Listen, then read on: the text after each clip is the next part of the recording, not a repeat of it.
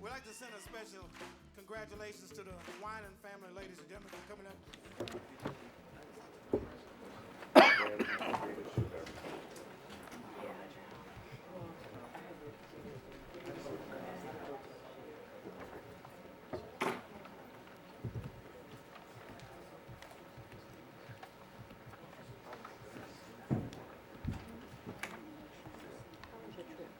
It was nice. I was sick the whole time. I was sick before I left. Every time he goes home. Yeah, no, I was sick before I left.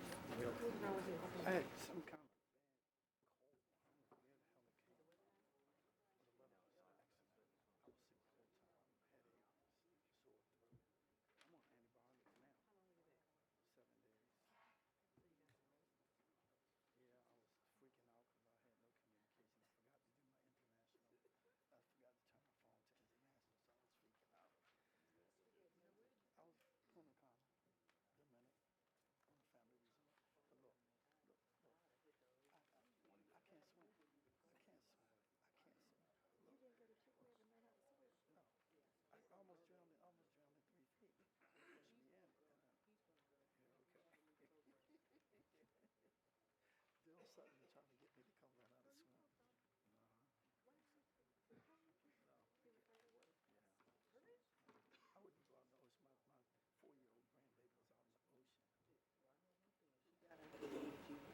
I would have drowned trying to save her.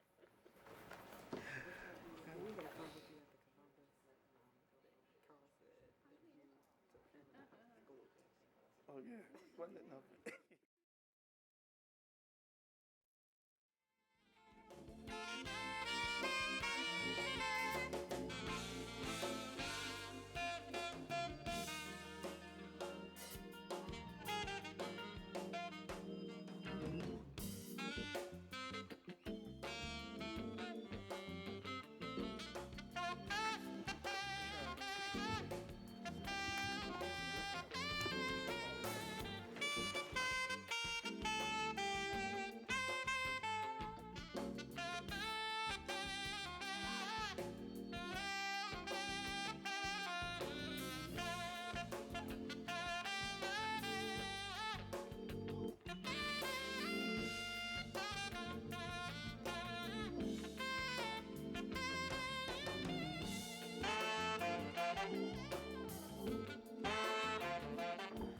Good morning. Before we start the Board of Estimates, we want to have a moment of silence for Mr. Arnold Jolivet, who was a fixture here in the Board of Estimates long before I became president of the Board of Estimates. Always came to make it known that he had issues with it, where it pertains to minority businesses. He suddenly passed away, and we want to recognize him with a moment of silence.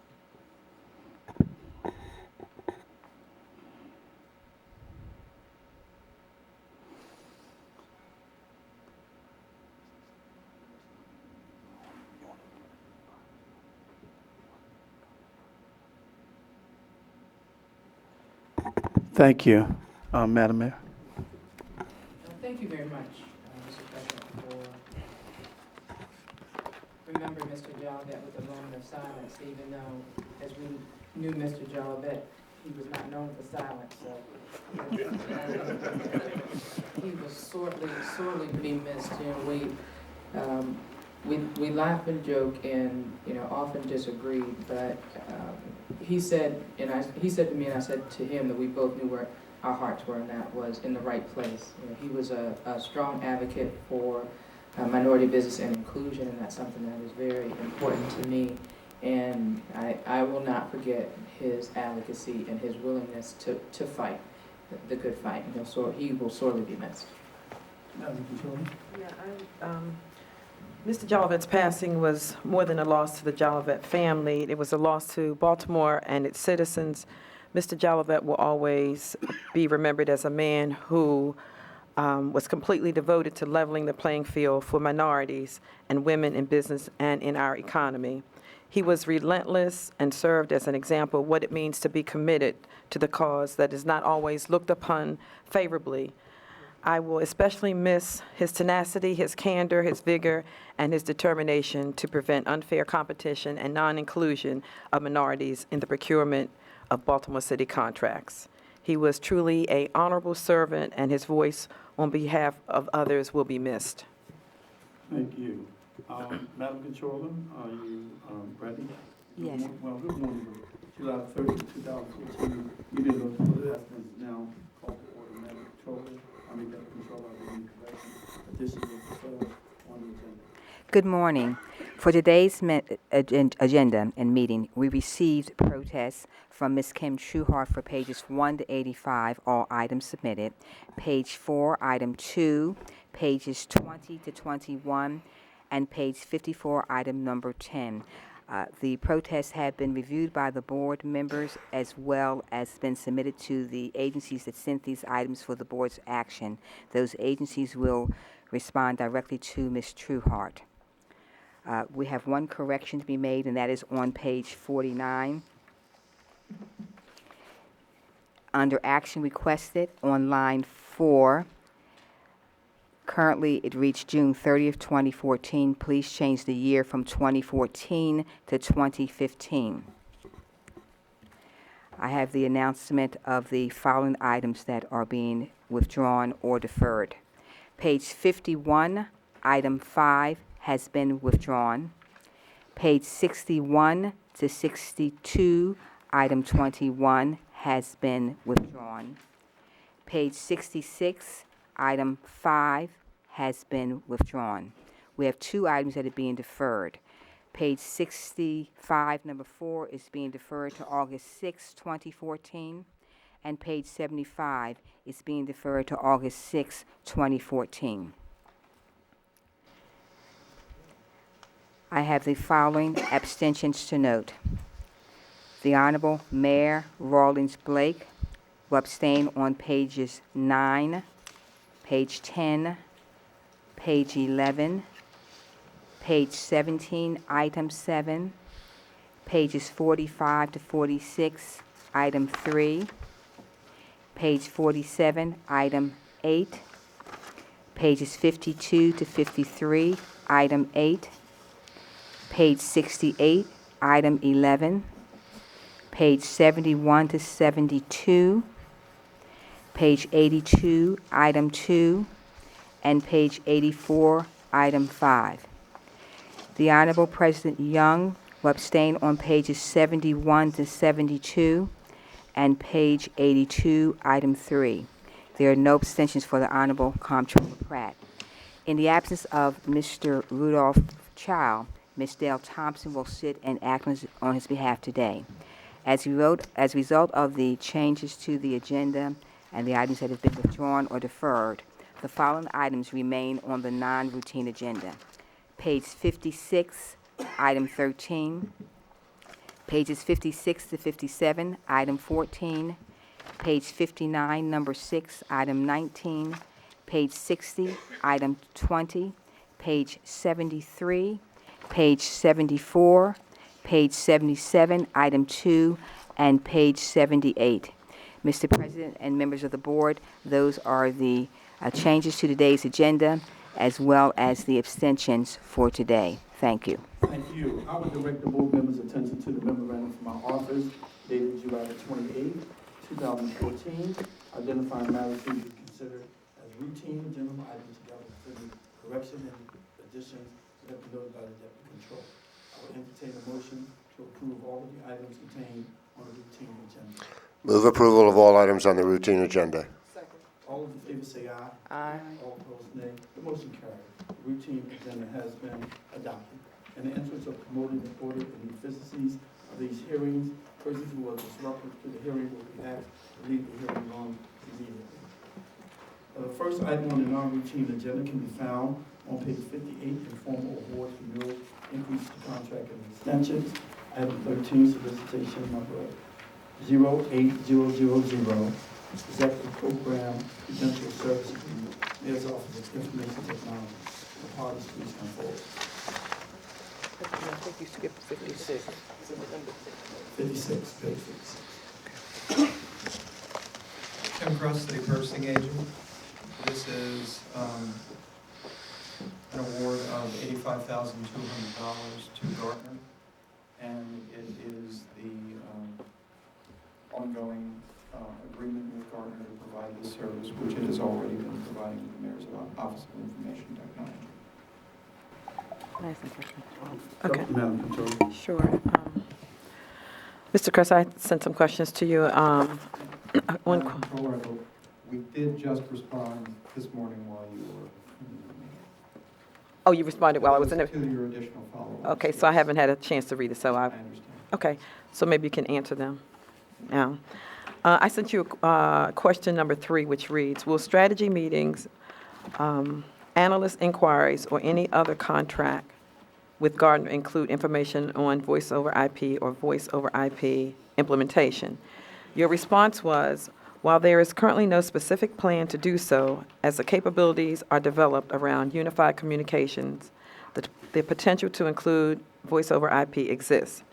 I'm requesting that if you have discussions about voice over IP with Gartner, that number 1, you inform me prior to the discussion, and number 2, if the discussions allow for inclusion of others, strategy meetings, analysis inquiries, that MTE be included in those discussions.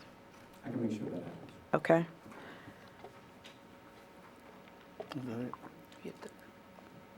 Jerome Mullen, Acting Director for Mayor's Office of Information Technology. Okay. I entertain a motion. Move approval of the item as submitted by the Bureau of Purchases. Yes, second. All those in favor say aye. Aye. All opposed, nay. The motion carries. The second item on the non-routine agenda can also be found on page 56, from awards, renewals, increase of contract, and extensions. Item 14, solicitation number 08000, Gartner for IT Leaders Agreement, Mayor's Office of Information Technology. Parties, please come forward.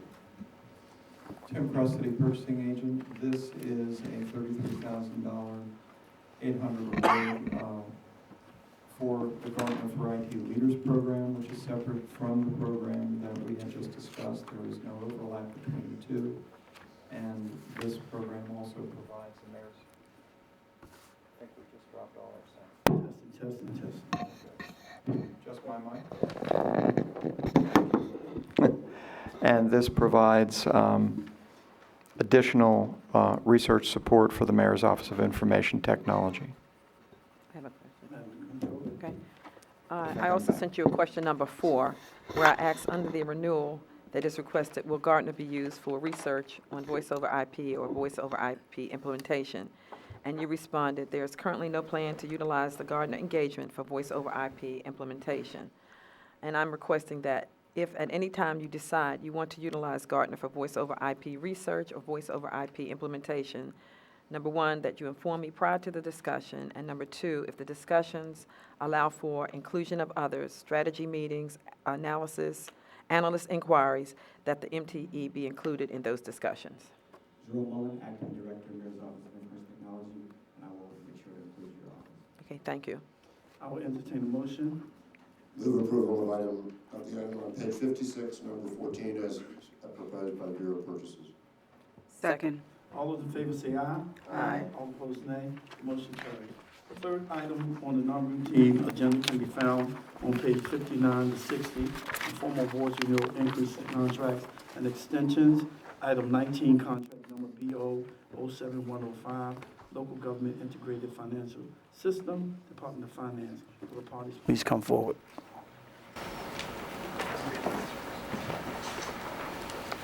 Okay, this is the increase to a requirements contract with McGladrey for the city's integrated financial system.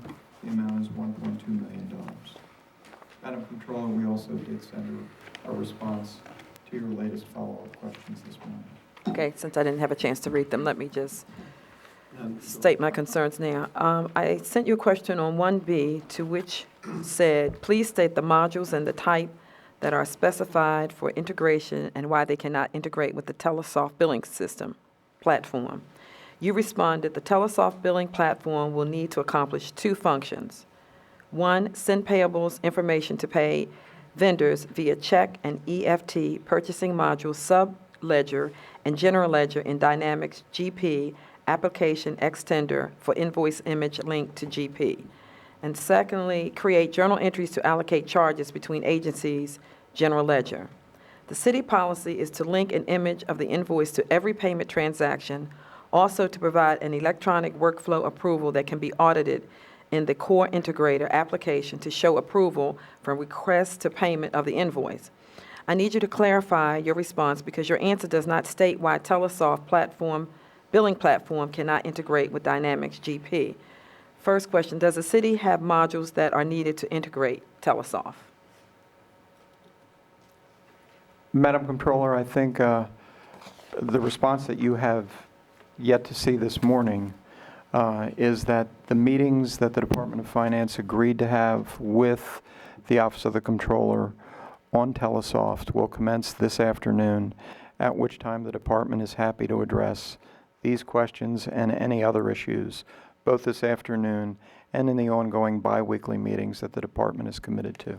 Okay, so the first question, does the city have modules that are needed to integrate Telesoft? Is it yes or no?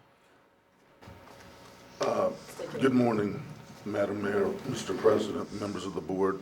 I'm Henry Raymond, Deputy Director for the Finance Department. I don't believe the issue is whether there are modules that would allow for the integration. I believe the real issue is what is the programming that would be required to accomplish the integration, the interface. And so as opposed to trying to give you an answer yes or no today, this will be discussed with the technical experts at today's meeting. Okay, so second question, are there any requirements for integration of Telesoft that BAPS requested and did not receive from MTE or Telesoft, to your knowledge? To my knowledge, no. And I have one additional question. If Telesoft is able to accomplish the two functions that I just read in question 1B, is there any reason why Telesoft cannot be integrated with Dynamics GP?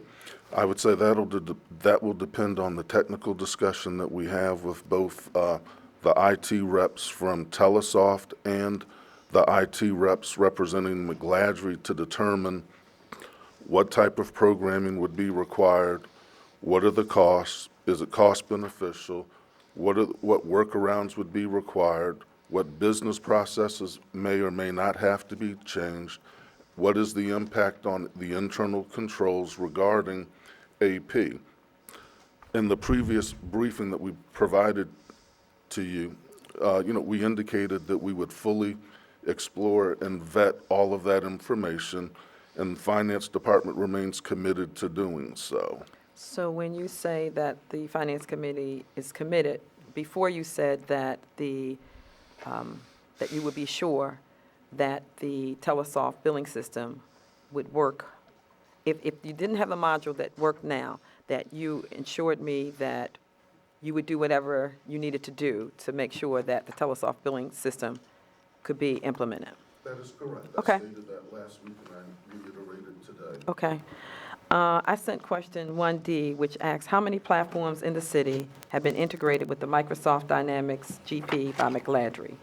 And you responded that there are approximately 46 integrations and data export routines currently in the City Dynamics environment. These integrations include payroll and employee information from ADP, cash from legacy applications, journal entries, and legacy billing information. Did any of the 46 integrations have the same requirements that you listed in the response to my question in 1B? We will prepare that response. We'll have to review each of the 46 integrations in order to provide an appropriate response. Okay.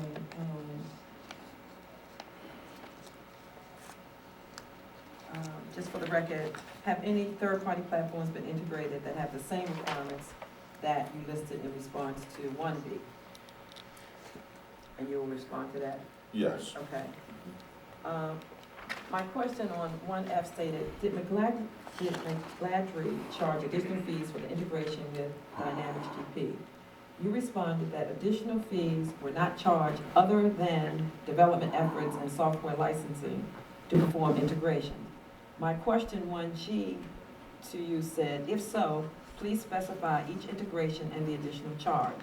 You responded, development time was charged to create integration as created, not tracked by integration.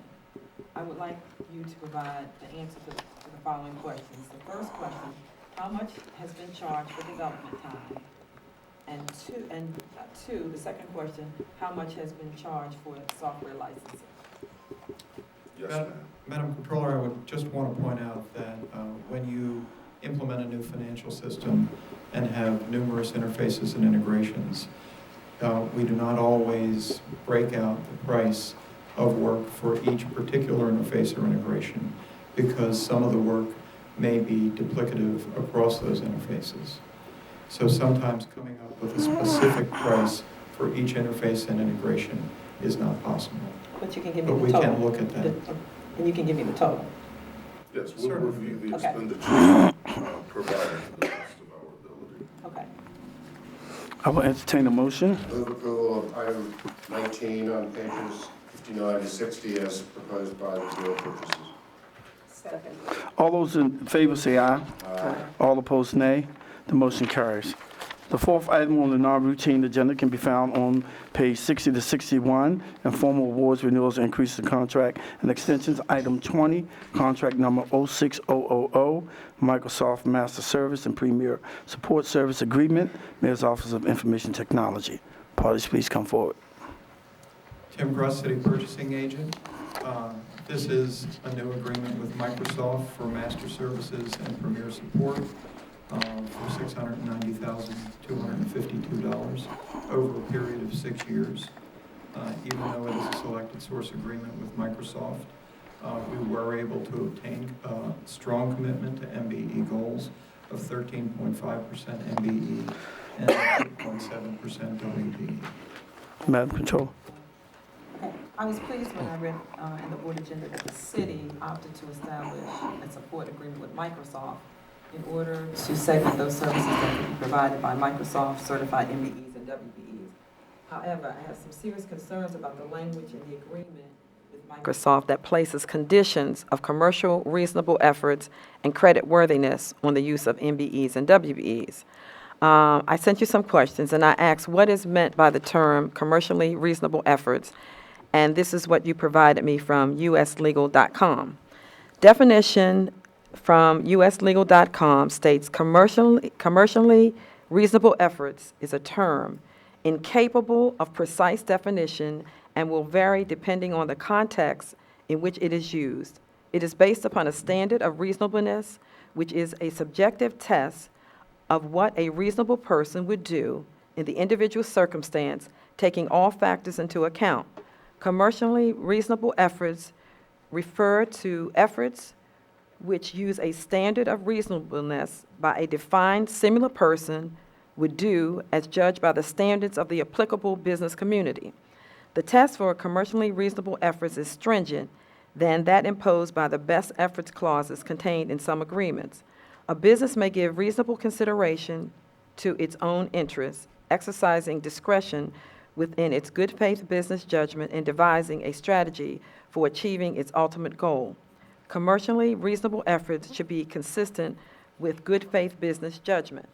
The contract states that Microsoft shall use commercially reasonable efforts to utilize WBE and MBE as mutually agreed by the parties.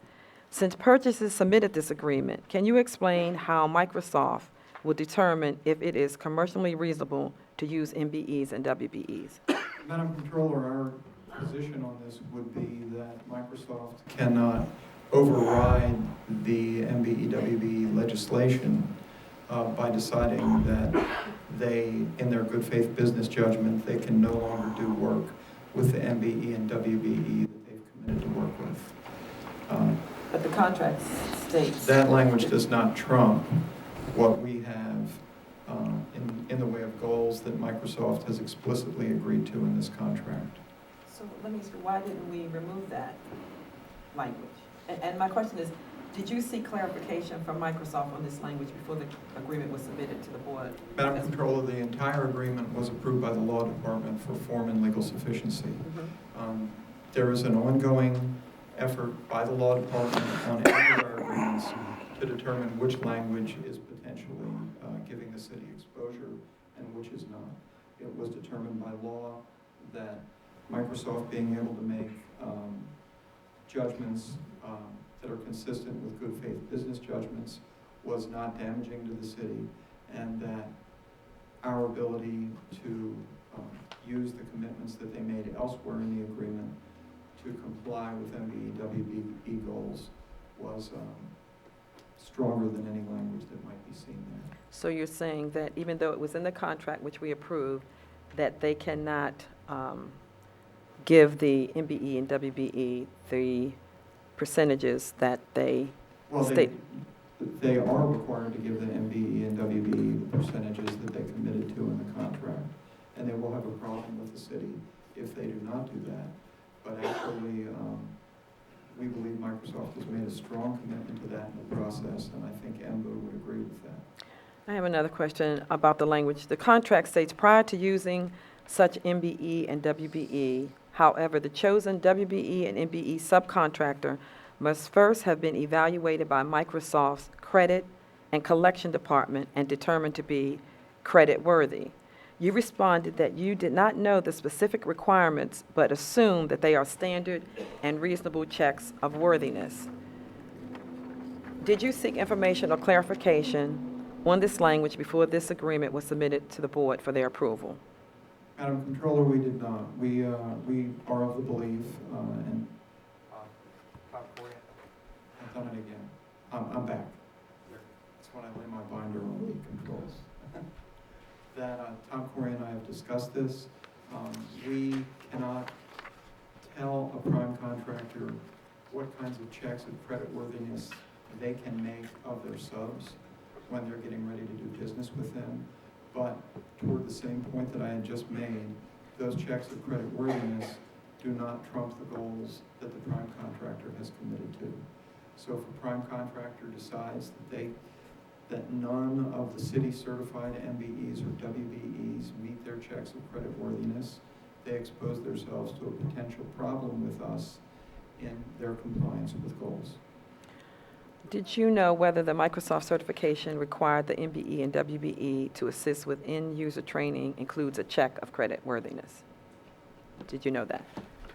I believe that their check of creditworthiness was just a basic check for any subcontractor. Microsoft also has specific requirements of training that the particular MBE or WBE must have been certified in through the Microsoft system in order to provide certain services as a sub.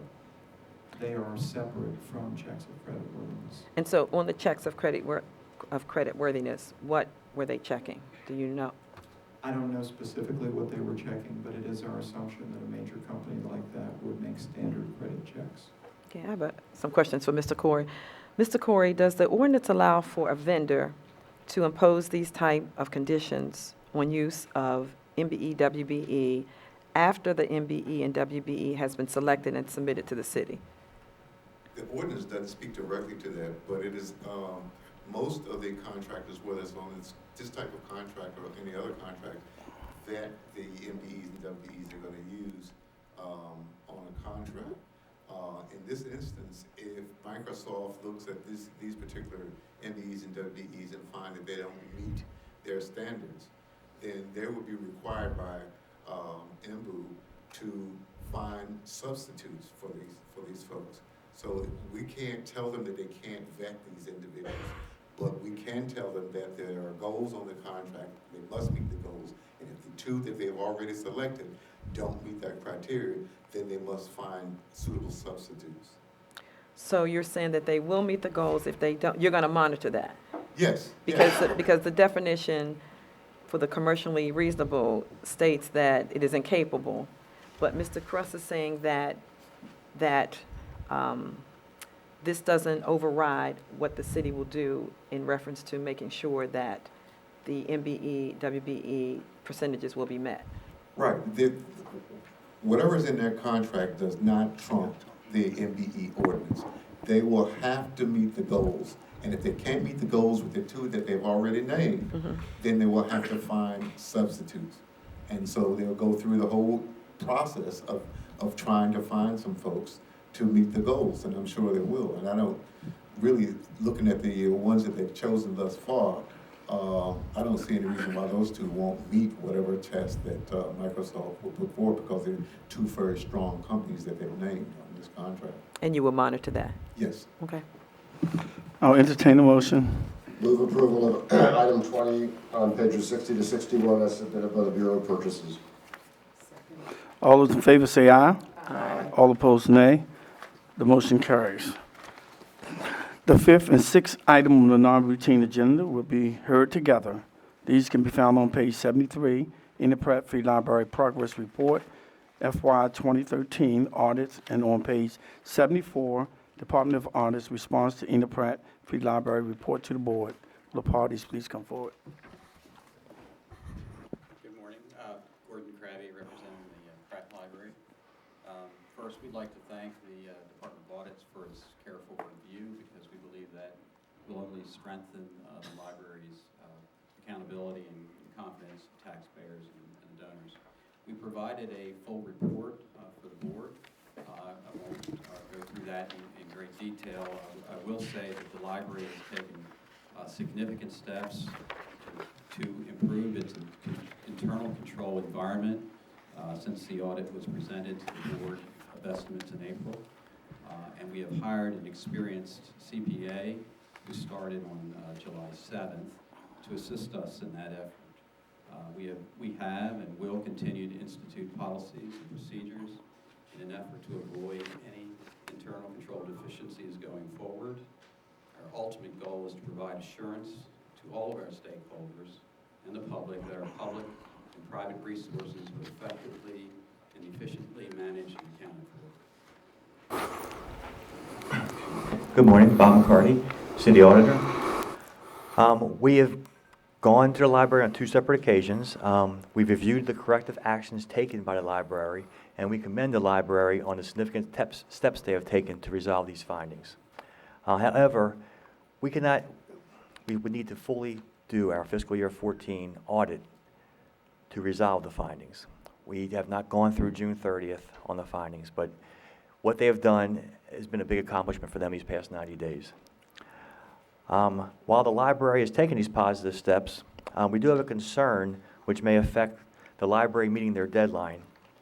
The state deadline is December 31st of each year, and the library has stated that the audit will not be able to start until they fully finish their 2014 audit accounting work. We have not yet been given a firm date on when we can start our audit. Our audit usually begins in mid-July, and we request that the library allow us to start immediately in an interest in meeting this deadline. There's some routine updating work we can do and some testing work we can do on cash receipts and cash disbursements and payroll, and we would hope that we get in earlier than they complete their work. And additionally, or lastly, while the library has taken the necessary steps to fully pay back the city for the State Library Resource Center funding they received from the state as of June 30th, 2014, we recommend that the library continue to timely pay the city as it receives its SLRC funding. Let me just ask you a question. You have no idea when the audit could begin? The chairman of our board audit committee has suggested that he wants to meet with us first. Okay. We hope within the next several weeks. Okay. Thank you. The progress report and responses have been noted. Thank you. The seventh item on the non-routine agenda can be found on page 77, Department of General Service, minor privilege permit application. Will the parties please come forward?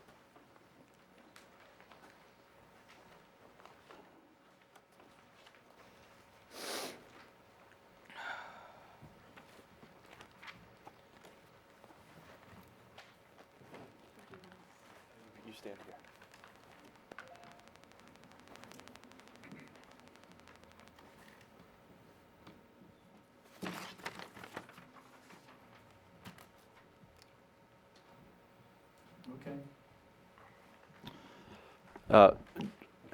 Good morning, Honorable Board. This is Steve Sharkey, Department of General Services. Just want to start out. The Site Plan Review Committee and DGS has reviewed the curb cut proposal, and it meets the city's curb cut policy, and it will be safe for drivers and pedestrians. It also meets all the appropriate parking pad size requirements and will leave adequate space in the right-of-way. This will also lead to a net gain of parking in the neighborhood. There are 3 guidelines for a minor privilege, the most important of which is that it leaves 5 feet or more of sidewalk clearance. In this case, there is over 8 feet. Whereas in other places, further up the same block, there are portions of the sidewalk with less than 4 feet. The second guideline is that the garage be less than 4 feet long, which this proposal meets. The final guideline is the garage not take up more than 1/4 of the sidewalk. This minor privilege proposal is slightly over that threshold by 6 inches. However, the board has waived that requirement in the past when the sidewalk is very wide. The question in the front of the board today concerns this minor privilege. There are a lot of twists and turns to get here, and we're happy to discuss all of this with you today. And I'm guessing this, okay. I think Mr. Dalton. Yep. Good morning, Council President Young, Madam Mayor, and other members of the board. My name is Pete Belden, and I am one of the owners of 300 East Randall Street, located in Federal Hill. I'm joined here today by my wife, my architect, Jason Neal, and our contractor, Chung Yi, minority business owner of CYC Design. We are here to request your approval of our application for a minor privilege permit that will allow us to finally complete a project for off-street parking located in the rear of our property. If you'd allow me, I'd like to quickly go through some background information for this project. My wife and I have lived in the city for over 10 years and started a family over 4 years ago. We want to continue to live in the city. However, as most of you know, the parking in our neighborhood is difficult and can be challenging for young families to overcome. This is one of the primary reasons why families are leaving the city for the county today. Luckily, my wife and I have a unique opportunity at our residence to add parking spots to the rear of the house, which will improve our quality of life, elongate our stay, and hopefully invest in the city for years to come. This project started over 2 years ago when we first met with the Site Plan Review Committee, the SPRC, to obtain a curb cut permit for our off-street parking project. After numerous revisions and numerous hearings on November 20, 2013, the SPRC approved our original plan for an open-air concept to our project and a curb cut, subject to changing a few things in our drawings and subject to checking with the minor privilege office to see if we needed a minor privilege permit. Based on several conversations with personnel in the minor privilege department, we were told on December 6th that we could be moved forward without a minor privilege permit. However, and we actually have an email from the head of that committee to substantiate that fact. After the approval from the SPRC, there were several other departments that reviewed our concept, including the Parking Authority, DOT, and other departments. Everything was approved as well there. On February 14th, 2014, we were issued a building permit to construct a deck, and then on April 2nd, we started construction at our site. 31 days later, after we started construction, we were issued a stop work order by the Department of General Services because we did not have a minor privilege permit. This was the same department that told us that we didn't need a minor privilege permit several months earlier. On May 5th, we met with the minor privilege permit office with our architect and contractor, revised our drawings to construct a garage-like structure. The sidewalk is exceptionally wide at our residence, 12 foot 4 inches, which Steve mentioned before. Therefore, we would have over 8.5 feet of pedestrian use beyond our 3 foot 7 inch projection. We have 5 main reasons why an exception to the standard limit of 25% should be granted. The 6-inch exception is minimal when talking about 12.5 feet of sidewalk. If granted, like I said, 8.5 feet left for pedestrian use. The standard for the DGS Board of Standards is only to have 5 feet, so we have almost double that. Two doors down, they have 3 feet 10 inches, so we have triple that. Finally, our projection does not exceed the outside limit of 4 feet as set forth in the code as well. The support of our closest neighbors has been overwhelming in this project. We have several neighbors here present today in support of our project. These neighbors are our architect who lives in the Riverside area, Jason Neal, Jeff Brown in the back, Richard Aronowitz, who's back there, and Amy Diggs. Amy Diggs is probably the most important person to have here. She lives 2 doors down from me and has 3 kids. They're the ones that live closest to this project and would be affected the most. I'd like to thank these folks for taking time out of their day to come here and support this project. We've also had countless hours of knocking on people's doors and discussing the project. Not one person told us that they didn't support. We obtained over 100 petition signatures to prove it. On the block of Battery where this project is going to be occurring, we have over 80% of the people support the project. That's 19 out of 24 houses. The other houses, it's not that they didn't support, it's just that they haven't been available the several times that we've gone to their door. Also, there is a precedent for granting this type of variance. As Steve mentioned, that we've had several conversations with DGS, and at least 10 properties have been granted variances above the 25% limit. One property had extension of over 4 feet that took up over 33% of the sidewalk. It was approved for these folks, and it needs to be approved for us. The completion of this project will alleviate a critical problem in our neighborhood by eliminating 2 cars off the street. That will not just improve the value of our property, but the values of the property in our neighborhood, and will encourage young professionals and families such as ourselves to remain in the city. This creates a win-win situation for us and the neighbors. After all, the key to maintaining the value of the property is to attract and keep young professionals and families to live in the Federal Hill District. Lastly, the facts surrounding our case are even more deserving of a variance from 25% limit than the ones previously granted, because in good faith, we relied upon the issuance of the permits by the city, and we started and have completed over 1/3 of the project. That includes the demolition of our deck, demolition of the curb, and sidewalk in front of our proposed area. Failure to grant the variance will continue the undue hardship placed on our family, on our community, and on our contractors, and our neighbors, and our architect. We already have expended tens of thousands of dollars for the services of our architect and the work of the contractor, but we only have a residence with a demolished deck and a torn-up sidewalk. We should not be the victims of the errors that have occurred and the delays that have greatly inconvenienced both our family, our neighbors, our architect, and our contractor. For these reasons we have stated, we respectfully request that the board grant us the minor privilege permit to allow us to complete the remaining 2/3 of our project without further delay. Thank you. Does anyone else over there have anything to say? State your name. I'm Ann Fiocco, and sorry, I know I'm loud. I'm on the board of the Riverside Neighborhood Association, and I'm here today with Shane Laporte, who is our president of the Neighborhood Association. Do you want me to just start talking? Mm-hmm. Okay. I sent a letter to the board. I hope you all have seen it.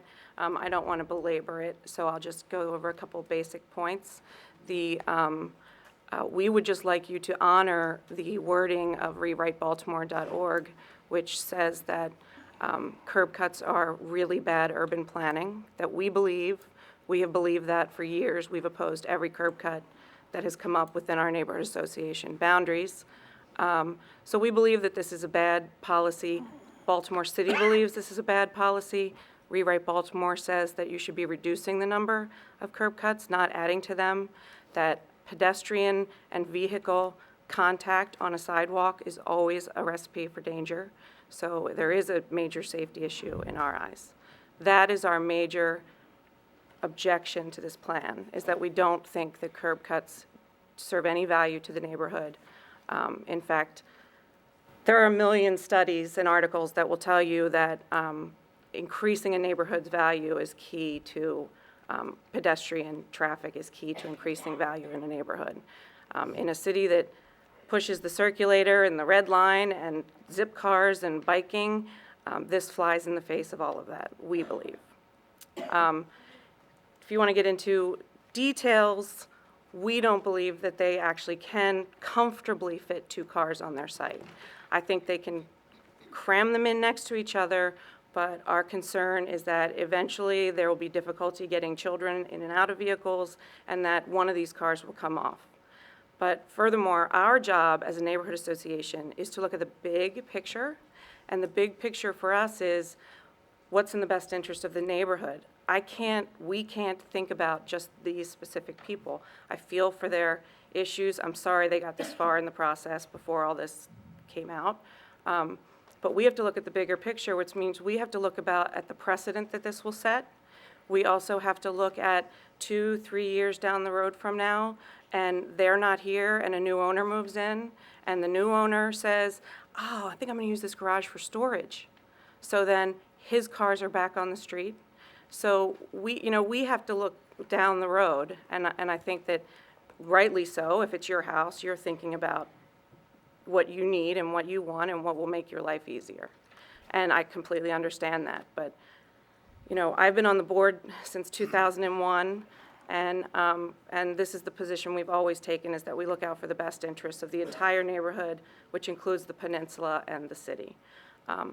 I know they have a petition. I consider that petition invalid because there's been no way to verify the signatures. We've also had many requests of people who would like to rescind their signature for various reasons. I wasn't there when these pitches were made for the petition signatures, but we've had varying reports of not mentioning the garage or the encroaching into the public right-of-way at all, just that they wanted to add space to park their 2 cars. We've heard that they have Councilman Cole's support. We've heard they've said they've had neighborhood support.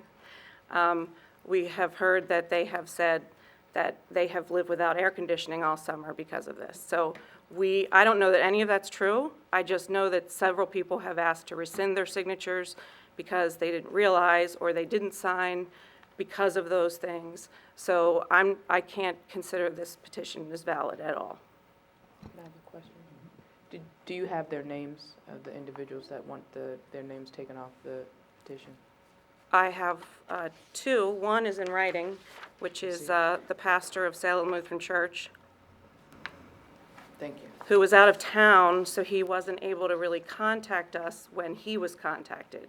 He was doing a church camp, and he's directly across the street. I just want to add one more quick thing.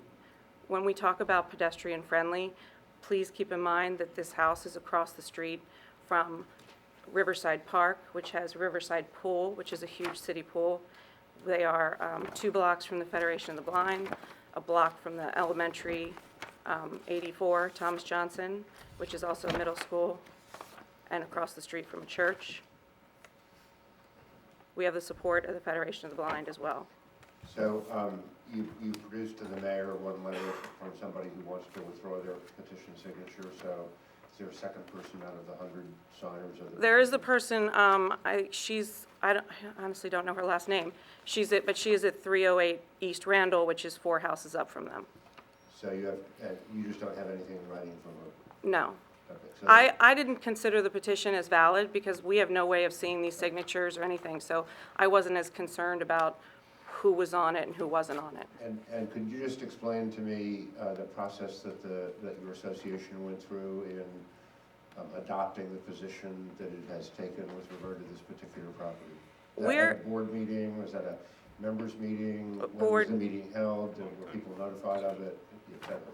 Well, this is not a specific decision to them. This is a decision we made 6 or 8 years ago as a board. So the board made a decision 6 to 8 years ago to oppose curb cuts, and what you're now doing is applying that decision 6 to 8 years ago to this particular application, is that right?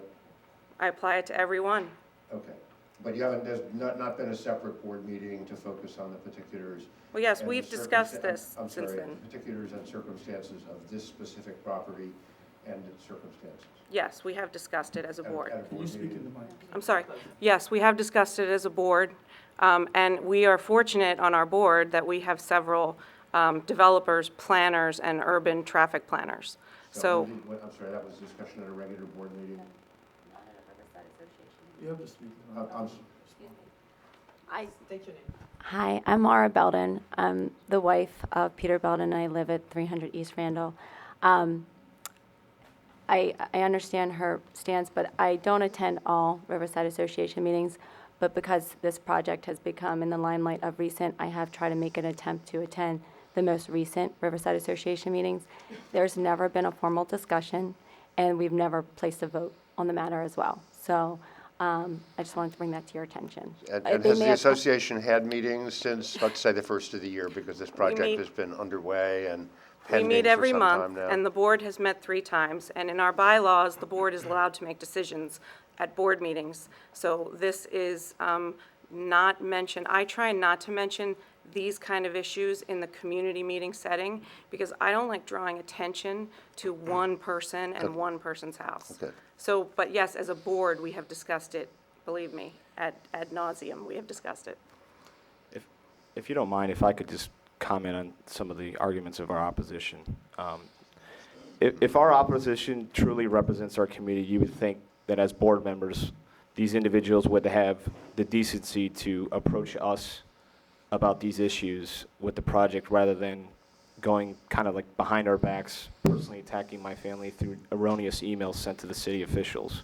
Also, if our opposition truly represents our community, you would think that as board members, prior to say that this does nothing for the community, that they would at least talk to our closest neighbors, including people that are in the room that are clearly affected by this project, if they agree with that statement. If our opposition truly represents our community, you would think that as board members that they would bring this up in newsletters, meetings. I mean, we have copies of the last 4 newsletters, but this isn't even discussed. If our opposition truly represents the community, you would think that as board members that they would have all the facts concerning this project.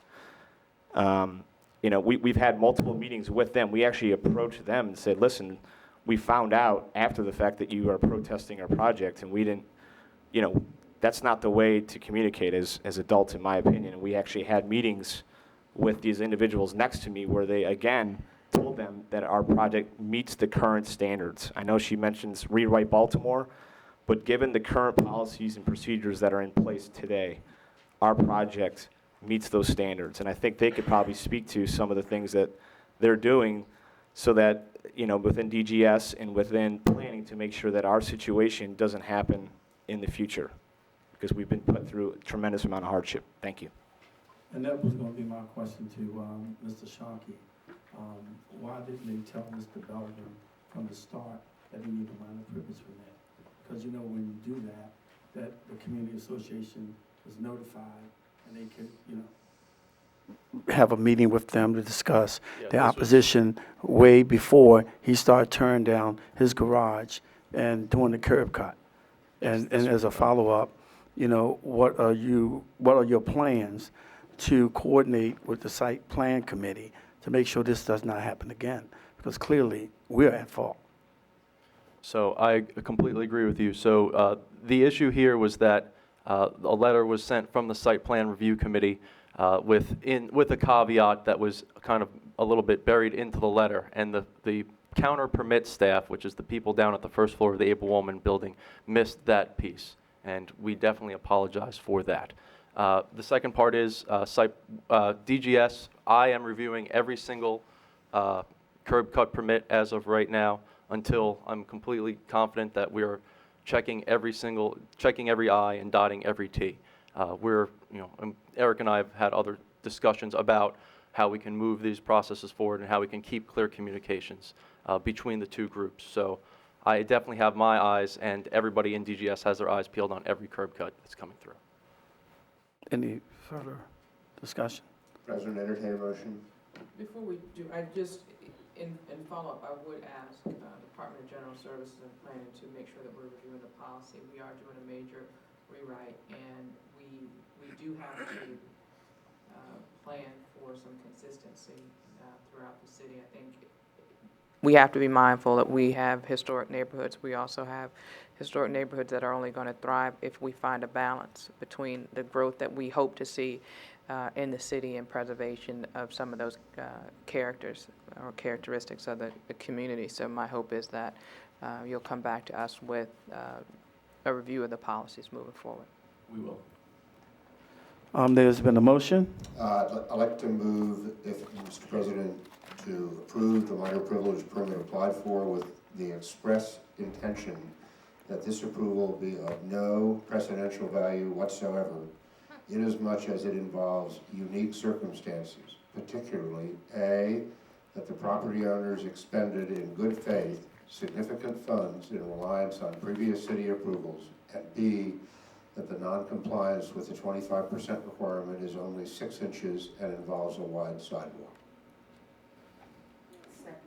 All those in favor say aye. Aye. Please note the council president votes no.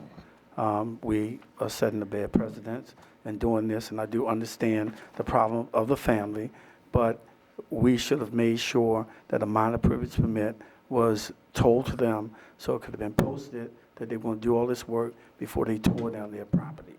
So I'm voting no. The comptroller votes no also. Thank you. The motion carries. The final item on the non-routine agenda can be found on page 78, Department of Transportation Traffic Impact Agreement. Will the parties please come forward?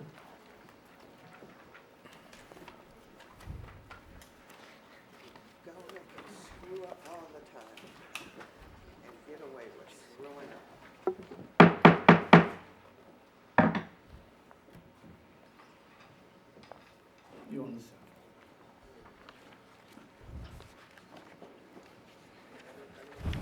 Okay.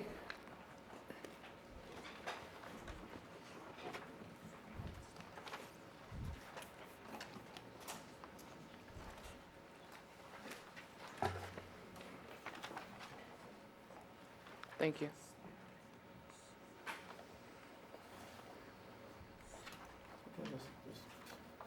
Mr. President, Honorable Board, I'm Frank Murphy, Senior Advisor, Baltimore City Department of Transportation. You may recall 2 weeks ago there was a deferral action to approve the TIS agreement in response to Ms. Floyd's request.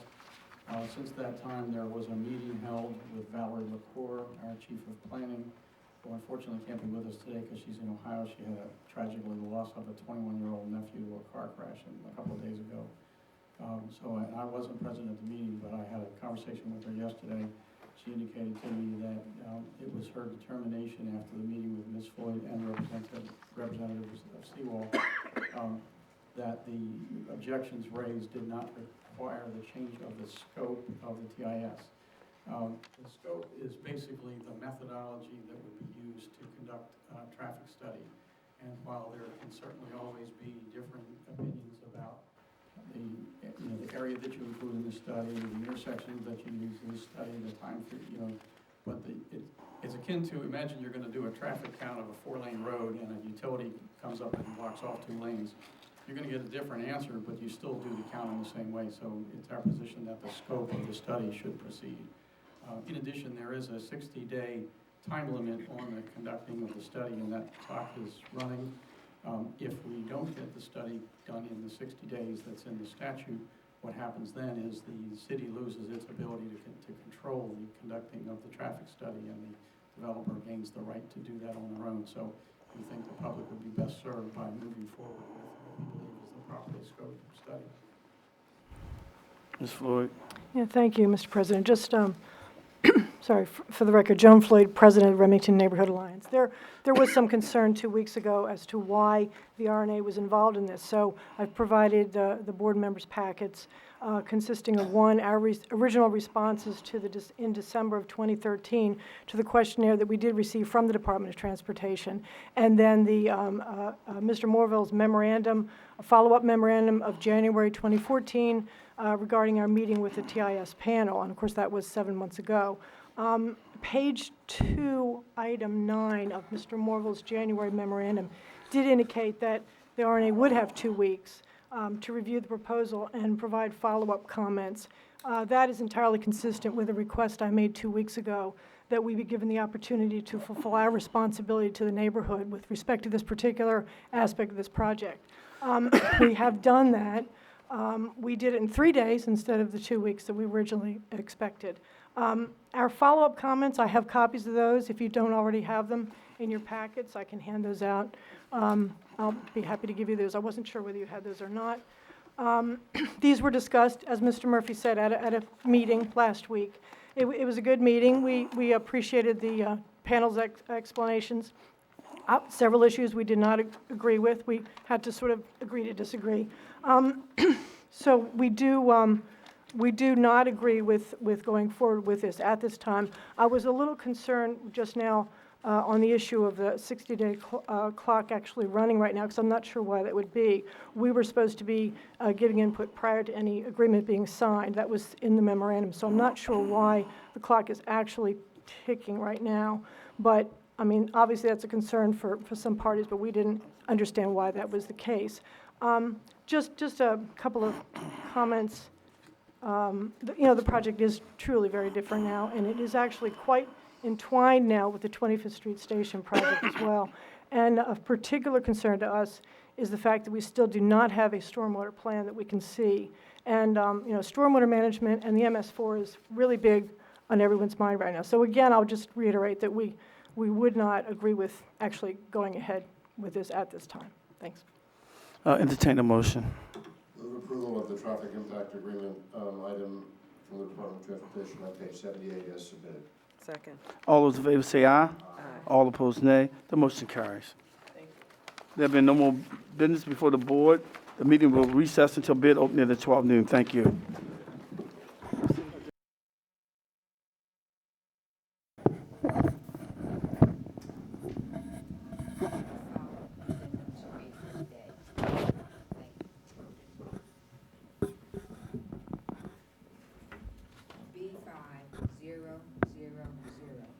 B50003558.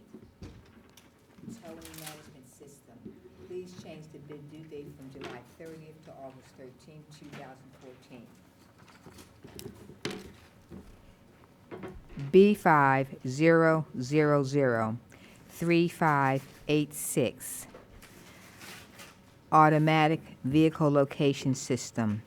Please change the bid due date from July 30th, 2014 to August 13th, 2014. B50003627. Transportation Workforce Development. Please change the bid due date from July 30th to August 13th, 2014. Those are the addenda for today.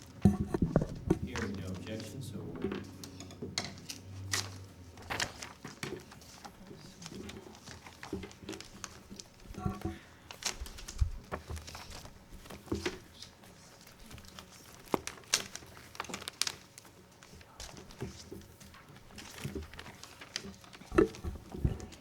TR 10325. Druid Hill Park Neighborhood Access.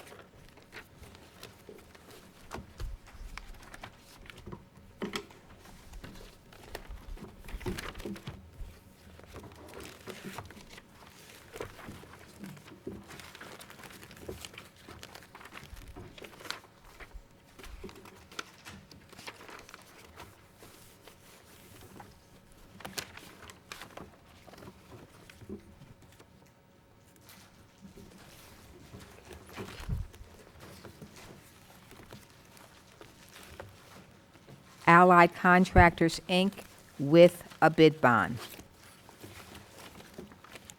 $1,897,740.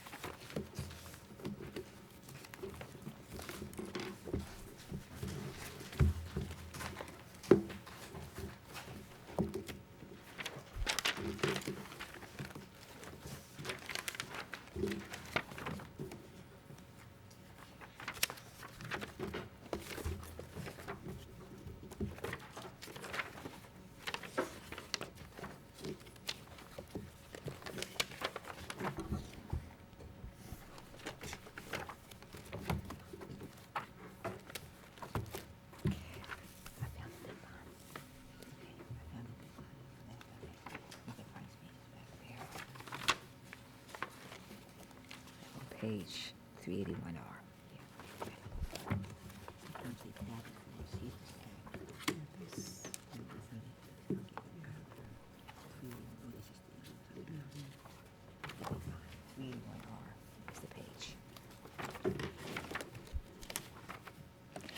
P. Flanagan and Sons Incorporated with a bid bond.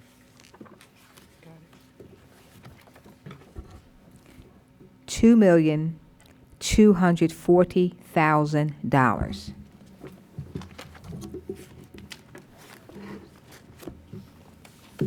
Refer these bids to the Department of Transportation for tabulation and report.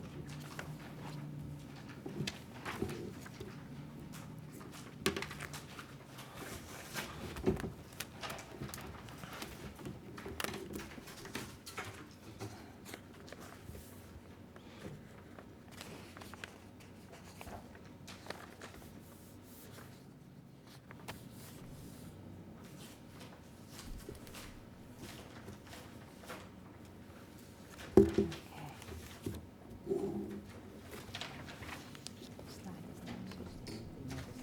don't know why. Yeah. Okay.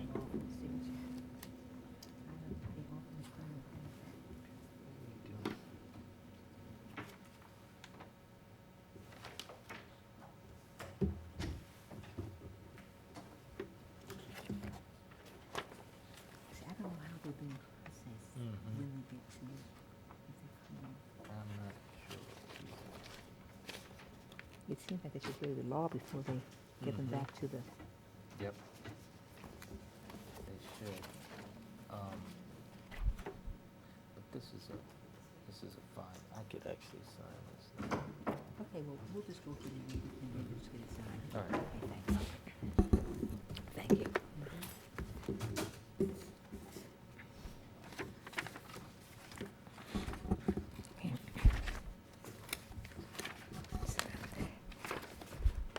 B50003510.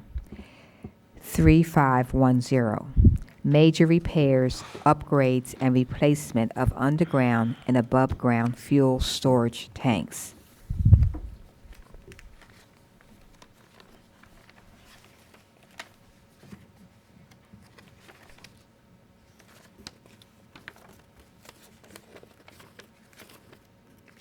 Let's see. Okay, looks like page B6.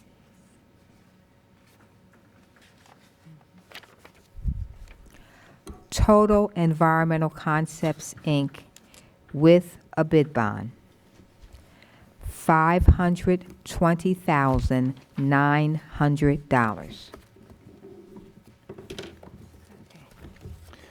Refer this bid to the Bureau of Purchases for tabulation and report. Yes, yes. It's with a bid bond.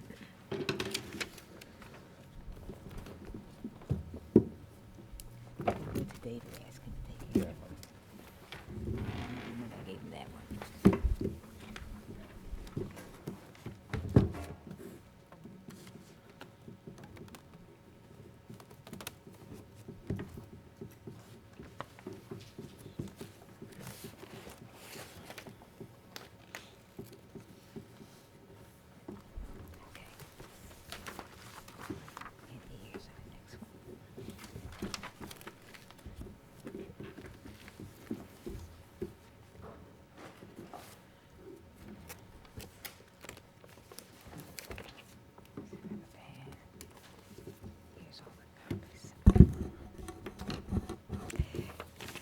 Excuse me, B50003541, rental of portable chemical toilets. A bid bond is required if the amount is over $100,000.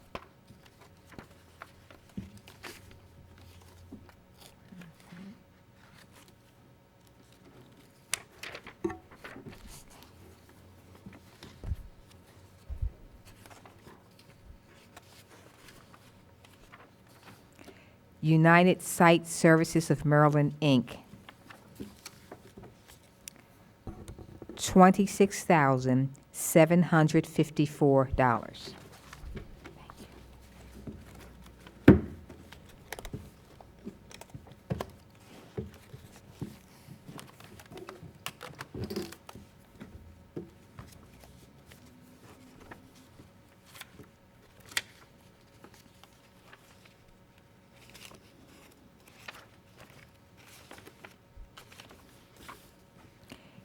Jeans, Johns, and Rentals, Inc.,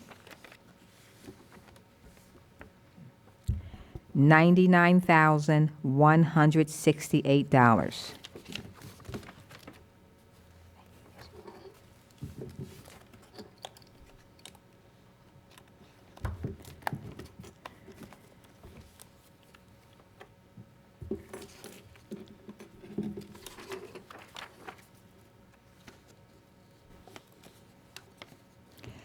Good Shepherd Septic Services, Inc., doing business as Bobby's Potties.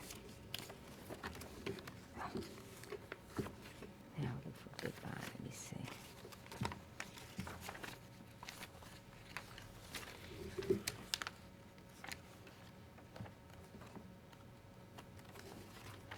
Sorry.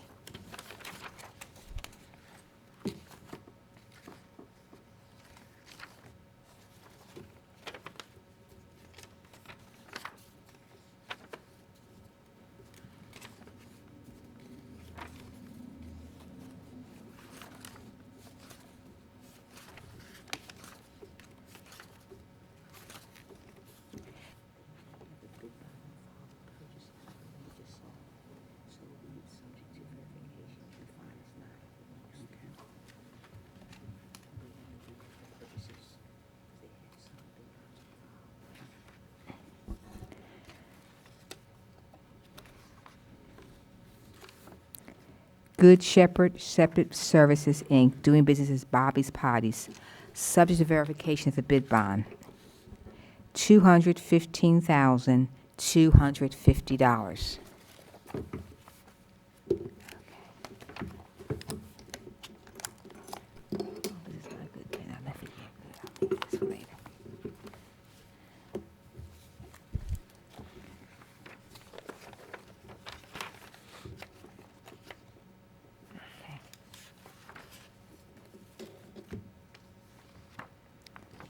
KP Enterprises LLC, trading as A Flush Away,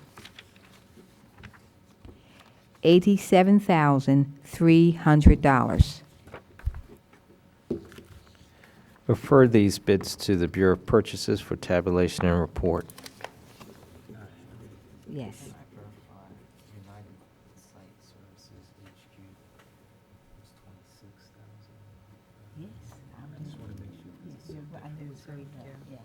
But you have the first one. Oh, you said, okay, you can call that one. I need the first one. To make sure, yeah. But it was considered low. Yeah, that time, it's, you can generally see that bigger.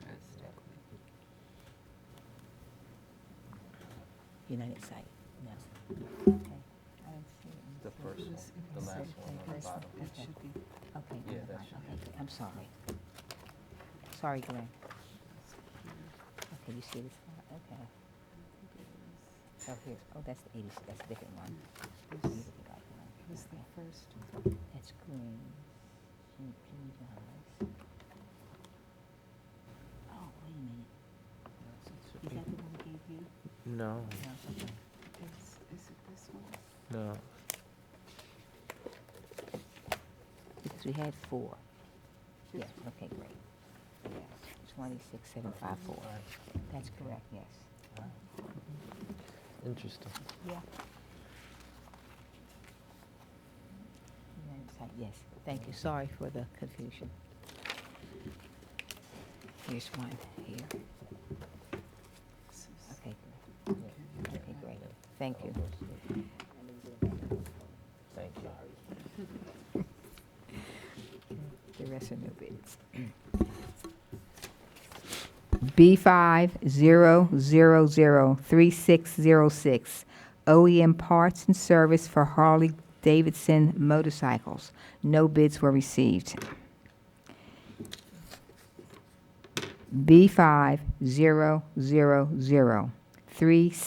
B50003640, OEM parts and service for Caterpillar heavy equipment. No bids were received. Okay. There being no further business, we are adjourned. The board will be in recess on August the 6th, 2014. Thank you.